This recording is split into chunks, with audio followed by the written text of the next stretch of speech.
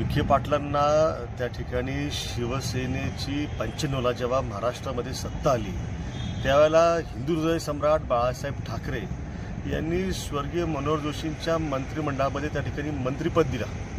त्याच्यामुळे त्यांना जी काही सत्तेची स्थानं मिळाली म्हणजे अगदी त्यांच्या कुटुंबामध्ये केंद्रीय उद्योग मंत्रिपद असेल, अर्थराज्यमंत्रीपद असेल तेही दिलं। त्याच्यामुळे त्यांच्याकडनं जर ठाकरे साहेबांवरती आमच्या टीका होत असेल तर हे म्हणजे ज्याचं मीठ खाल्लं त्याचं मीठ खाऊन त्या ठिकाणी मातोश्रीशी गद्दारी करण्याचं काम जे ते त्यांच्याकडनं होतंय।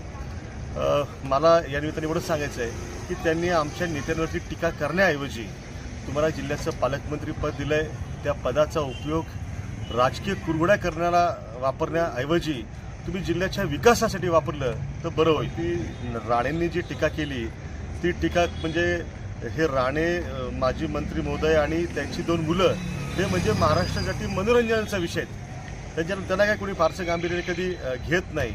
पण एक लक्षात घ्या की तुम्ही संजय राऊत साहेबांवरती याला बोलता त्यांच्यावरती या हुकुमशाही सरकारनं ईडीच्या माध्यमातून त्यांचा छळ करण्याचा त्या ठिकाणी कुटील डाव आखला। मुंबईच्या आर्थर रोडमध्ये त्यांना नाहक 100 दिवस तुरुंगामध्ये डांबण्याचं पाप या मंडळींनी केलं।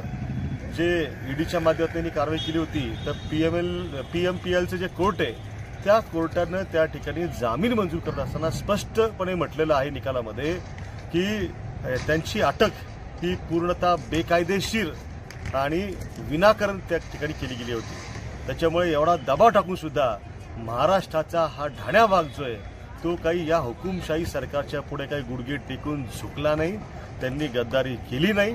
त्याच्यामुळे राणेंची आमच्या महाराष्ट्राच्या फायर ब्रँड नेते असणाऱ्या संजय राऊत साहेबांवरती बोलण्याची अवकाश नाही।